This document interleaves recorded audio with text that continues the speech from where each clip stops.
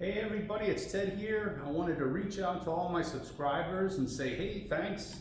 I hit that magic 10,000 mark, and that's really exciting to me to be able to help everybody out there as best I can. I'm glad you like the videos and keep watching. I've got another one here. This is an alpha one I'm working on. It's a Gen 2, doing a water pump rebuild on it, and I've got some little tidbits here, maybe some key points you might not think about. As well as a couple of little tricks that I use for taking water pumps off and things like that. So let's get started on this one.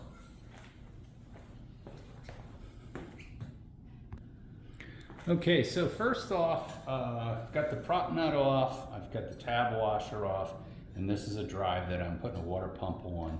And I wanted to just pull the propeller off because I don't know anything about this drive. This is the first time I started working on it. And let's see what's behind this. So, all right, so they got grease on it. That's a good thing. Okay. And there we go. So here's a telltale sign. I'll look at this and I'll show you what's going on here. And this is another reason why I want to stress that you really need to take that prop off every year. All right, so we got the prop off, and I wanted to just show you, we've got the thrust washer here. This is a thrust washer. And that goes behind the propeller, and that supports the propeller on the outside of the hub and on the inside. And there's a rubber hub in between here, the outside, and the inner hub. So whenever you take the prop off, do yourself a favor. Give it a whiff, and it smells like burnt rubber, then the hub is no good. And it may be why you've spun the hub on the propeller. But this piece here, if it's stuck, just take a screwdriver, give it a pop, and pop it off. And then what we have behind here is, and I'm going to zoom in so you can see this, is fishing line. So here's the fishing line. This is the typical what you're going to see. And that fishing line is all wrapped around here. And this is the worst stuff ever. It's braid fishing line. So braid fishing line is really, really bad. And it typically gets... If it gets into the prop shaft seals, it will destroy the prop shaft seals. Mono melts. This stuff does not melt. But I think he got lucky. There's also a line cutter on this particular prop shaft seal, and that seems to have saved the seal from being destroyed. So I got to take this anode out. We're going to put another anode on here because that's another area where people don't realize that there is an anode behind here. And that should be changed every year when you take the prop off and put the prop back on. If you're going to paint the lower unit with the anti-fouling paint, then what you want to do is you want to leave that anode on here, right? Paint the lower unit. You can put some grease or put a plastic bag over the prop shaft, whatever, as you paint it. And then when you're done, change the anode after you paint it and then put your prop on. Don't forget to put that thrust washer on there. And that thrust washer is tapered on one side, and that faces this way against the shaft. So we're gonna get that cleaned up, get that anode out of the way, get that changed. I'll flip it over and I'll show you the other part of what I'm doing here with the water pump strips. All right, I've got the water pump kit apart. I've got the lower gasket off. That was broken, notice that. Wear plate, water pump housing, upper gasket still on the housing here. I have to pull the rest of the gasket material off. And then the bolts were difficult to get out, and I got the bolts out. Took me a little bit of work on that, a little tap and some PB blast or work it back and forth. And then the threads were pretty gummed up and they had some corrosion, it looks like, in it. So you need to put a tap and re-tap these holes. And they go down quite a ways, so I got a tap here, and on these particular threads, I matched it up to, these are 6mm bolts. By 1 millimeter pitch. So it's a 6mm-1.0 tap that you need. And then threading that in there with the actual tool, it's not easy because it hits the housing. So a little trick for you here is you want to get your 1/4 inch drive set out, and you want to get a 12.730 seconds, and that fits that tap perfectly. So that you can run that tap down in there with a ratchet. So I've already taken this and I've spun these all the way down and take them back out. I'll put some grease in the threads, clean the bolts up a little bit. So again, it's a 6mm by 1 millimeter pitch tap that you need to tap those out. And then that socket is a 7/32 12-point socket, and that fits that just perfect. If you have a 1/4 inch set and it's 12-point, then you got the socket probably in your arsenal already. So when you're going to put the upper back on, don't forget that you want to shift this into forward gear, and what you want to do is turn that prop counterclockwise so that shaft faces straight forward. That's the same way you got to put the drive on, to make sure you remember that shift shaft faces forward. The propeller locks counterclockwise to make this go forward, and then you can slide the drive on. So I'm going to go ahead and put the new kit on, and I have a true Mercruiser Quicksilver brand. So something new here, this new kit that I just pulled out. Haven't seen this in a while, but they replaced the lower gasket with an actual plate. And so this is the new lower plate that goes against the housing. It's a thin, probably 30 thousandths, 20 thousandths steel plate it looks like, and it looks like it's coated. Being it feels like it's steel, it might be stainless steel. But I'm gonna make it so when you put this on here, this way, I'm gonna put some grease on this surface to protect it from corrosion. So we're gonna take some 2,4-C grease before we put that wear plate on there. We're gonna seal that up. So I'm gonna put a nice layer of grease on here.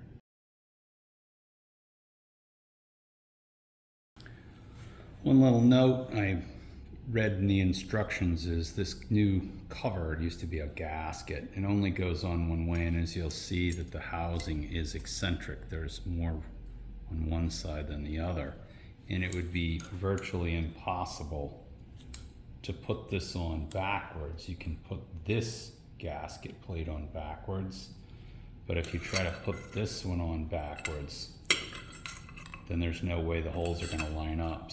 So to make sure you don't make a mistake, just slide this one down first. Make sure the holes line up, and if they do, pull it back off. Make sure the lower gasket lines up, the lower plate lines up with it. The holes line up even better, and you'll see that there's a center drain hole here. So you're going to make sure that these go on correctly before you put this back together. The housing on the inside, you want to look at the housing and make sure it's not all scored. If you can't catch your fingernail, like this one is in good shape, you can reuse that. If you can catch your fingernail on that groove on the inside, then I would replace the top cover. That is the whole kit. The whole kit is another about $100 more for this cover, but you definitely need to change that if it has worn out. So again, we're going to put this gasket on, and it says that the silicone side goes up. We got our key. We're going to put a little grease on the key here. A little grease on the key to hold it in place against the shaft. I'll spin that around so you can kind of see it. Line that gasket up, take the impeller, line the impeller up with a key.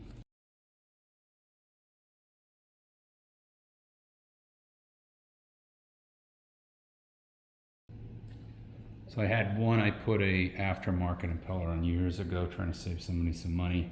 The inner hub separated and the engine started to overheat. The owner was good enough to realize it and shut the engine down before it caused any damage. And then just push that down. Make sure that that key's in there. Keep those gaskets lined up. Push the impeller down, spin a little bit. Now we're ready to put the cover on. I put some grease inside here, so we're going to slide that down. I'm going to turn it clockwise and rotate it, and as it slides in, then I can slide that gasket back into place. Before I put the impeller all the way down, what I'm going to try to do is get all the bolts lined up. So I can push the housing down, and then I need to get the gasket lined up. So a little pick tool here helps you line that gasket up, get everything lined up here. Get a bolt started. I got grease on all the bolts. I got to push the housing over just a little bit to compress that impeller to get the first bolt started.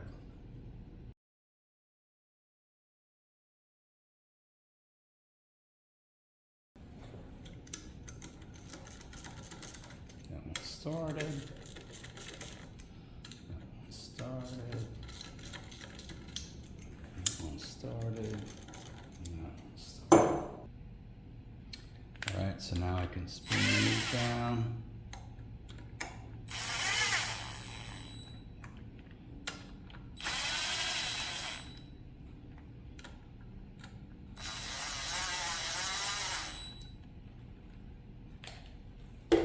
Lightly snug them up with a ratchet. I'll go get my torque wrench. 60 inch-pounds, so.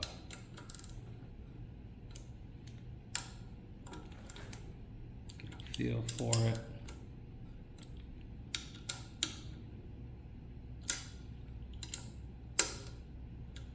There's 60. 60. 60, and finally 60 inch-pounds. Zero that torque wrench out again. And I want to make sure that water pump turns in there. Yep.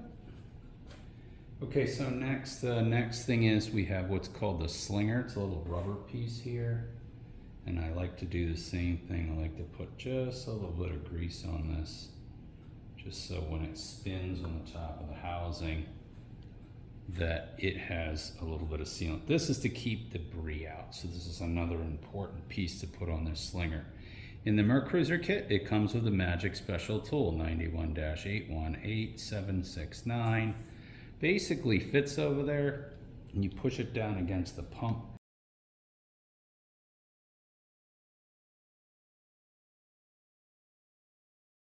And it puts the correct tension against this to keep that sling in the right place. So that is an important feature too of buying the kit.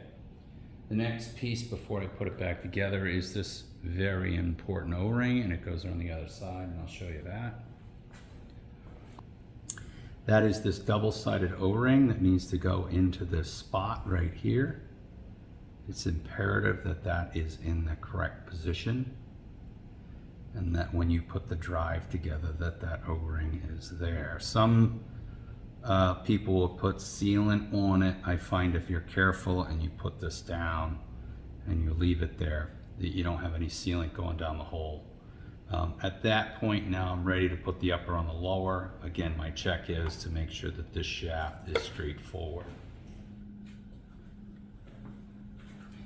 Take my prop shaft, turn that counterclockwise while I herd this forward, so that's all set. I can turn that.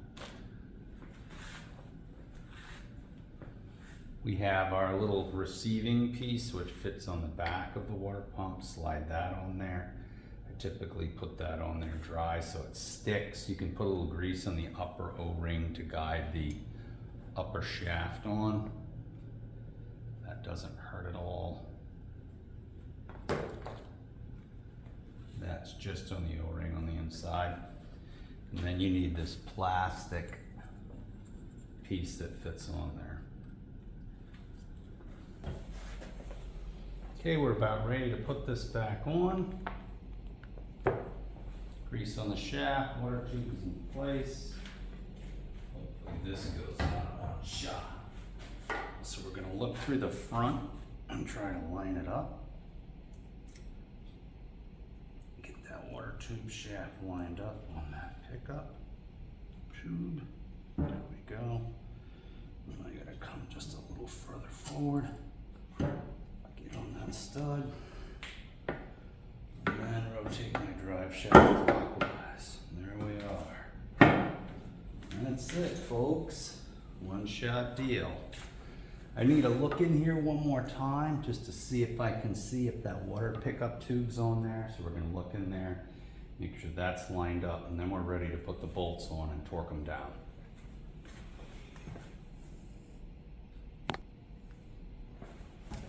All right, so I'm gonna look in here. Yep, water tube's lined right up, nice.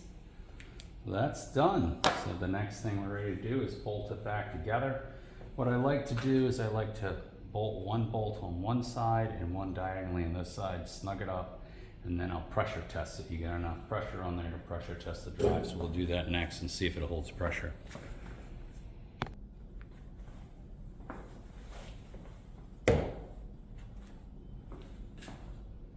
Okay, put the nuts, I got one on the other corner there. And cleaning these holes out makes it easy to spin the bolts on here to get them started.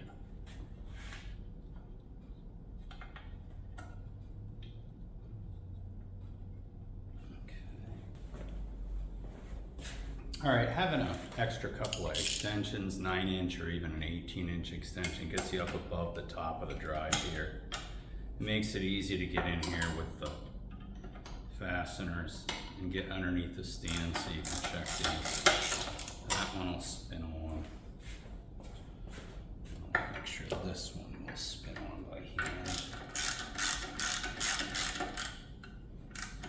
And these are 5/8, takes a 5/8 socket and a ratchet.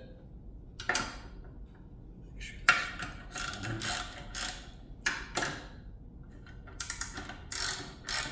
Yep, they'll spin on. So then I can switch over to speed things up a little bit.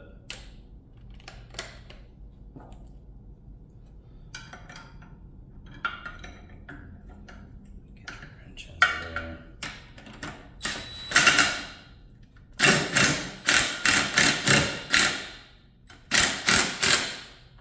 Up, side.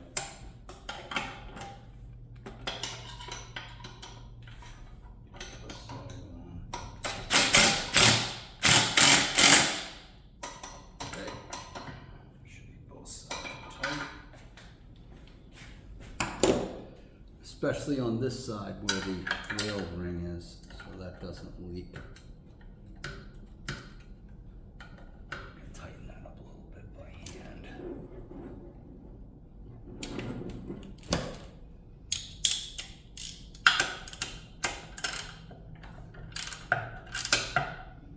Okay.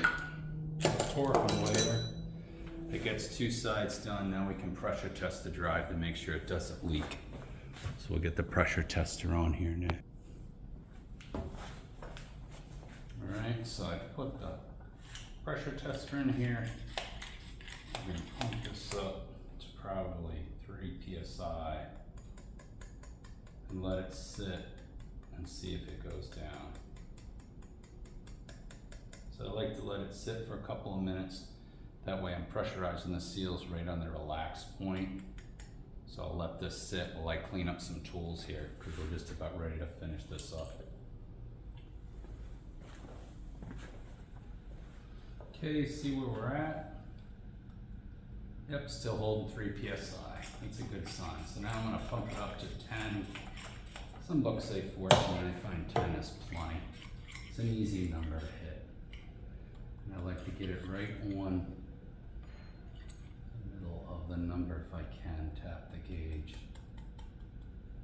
just a touch over. That'll work. And I'm going to let it sit again for another 10 minutes.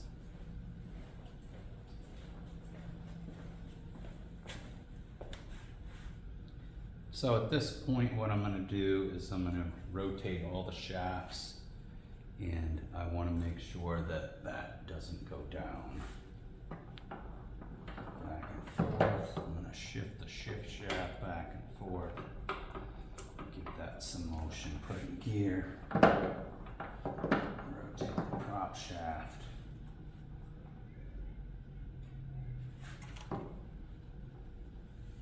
Sweep the grease off of that. Pull in, push in on the prop shaft a little bit, just to give it the motion as if it was being driven forward. And then we're going to let it sit, take a look.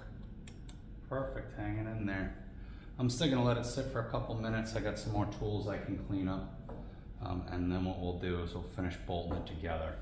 What I'll do is I'll put the original anode in there, which is pretty worn out and it's not even really the right one. And I'll just leave that on there, just lightly tighten it up so that the drive can be painted with the anodes on it, and then you can put the new anode on after it's painted. All right, last check, here we go. Yep, still 10 PSI, right on the money. It has not moved. So, we're all set with this. Can relieve the pressure from my gauge here. These are old Stevens instruments. I've had one of these at home for, I don't know, 35 years, maybe longer.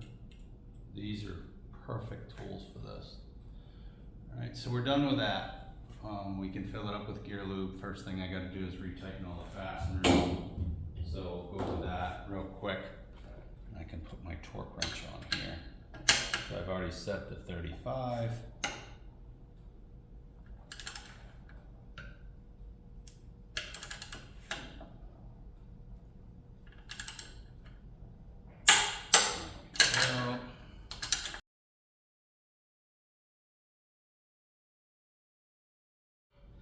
These got to come apart many, many times, and that's why I always torque these fasteners. So that they have the right tension and not over tighten them.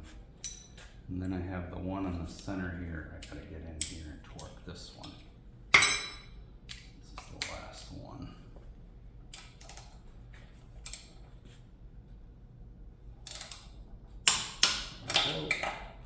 Okay, they're all torqued. I just gotta snug up the anode in the back, fill it up with gear lube, and that's it. Another one done. All right, this one's filled with gear lube, all set to go. Pulled the prop off, got the fishing line behind it, changed the anode. There's the anode that's behind the prop with a fishing line on it. And this had braid on it, that's braided fishing line. If that had gotten the prop shaft seals, probably would have torn it up. One last bolt I got to put up, and that's that bolt up under here, which goes in front of the bolt for the trim tab. So I've got some grease on this one. We're just gonna put that one up in there and get it started. And then torque that one to 28 foot-pounds. Put the old zinc on there so that the owner can paint it. And that is going to be painted with Trilux 33, and then you can thin that with the special thin air 216. You can look those up online. All right, so that's done. We've got a water pump change in it. We've pressure tested it. It's ready to go back in service. I wanted to reach out again and say thanks to everybody for those 10,000 subscribers. It's quite a milestone here. And if you're new to my channel, please hit that like and subscribe button. I've got more on the way this summer. We're going to be busy like everybody else in this industry. I'll talk to you in the next one.